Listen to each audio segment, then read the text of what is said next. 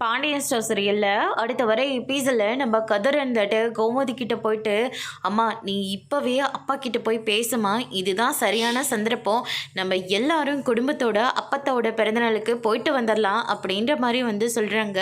டேய் உங்கள் அப்பா வேண்டான்னு தாண்டா சொல்லுவார், தேவையில்லாமல் நம்ம போனால் பிரச்சனையாகும்னு சொல்லி உங்கள் அப்பா வேண்டான்னு சொல்லிடுவாரா, அதுக்கு நான் பேசாமல் கேட்காமலே இருப்பேன். அம்மா அப்பா அப்படி சொன்னாரா, நீங்கள் போய் ஒரு வார்த்தை சொல்லுங்க போங்க அப்படின்னு சொல்லிட்டு கதிர் வந்து சமாதானம் பண்ணி கோமதியை வந்து பாண்டியன் கிட்டே பேசி சொல்கிறாங்க. கோமதியும் பாண்டியன் கிட்டே போயிட்டு, எங்கள் அம்மாவுக்கு 75வது பிறந்தநாள் கொண்டாட போகிறாங்களாம் எங்கள் அண்ணனுங்க, அதனால் கோயிலில் தான் கொண்டாட போகிறாங்களா, நம்மளும் அந்த கோயிலுக்கு போயிட்டு வந்துடலாமா, அம்மாவோட ஆசையே அவங்க பிறந்தநாள் அன்னைக்கு நம்ம குடும்பத்தோட அவங்க கண்ணு முன்னாடி இருக்கிறது தான், கோயில் தானங்க, அவங்க யாராலையும் எதுவுமே பண்ண முடியாது, அதனால் நம்ம எல்லாம் போயிட்டு வரலாம் அப்படின்ற மாதிரி கோமதி வந்து சொல்லிடுறாங்க.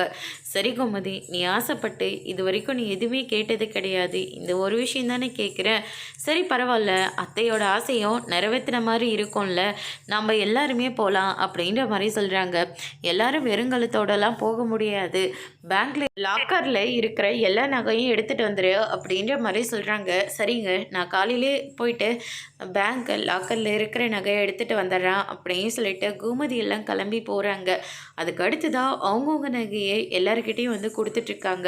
தங்கமயில் வந்து ரொம்பவே பயந்து போயிருக்காங்க. அவங்களோட நகையை வந்து பிரித்து பார்க்குறாங்க. பார்த்தா எல்லாமே கருத்து போயிருக்கு. தங்கமயில் ஷாக் ஆகுறாங்க. அதோடு முடிச்சு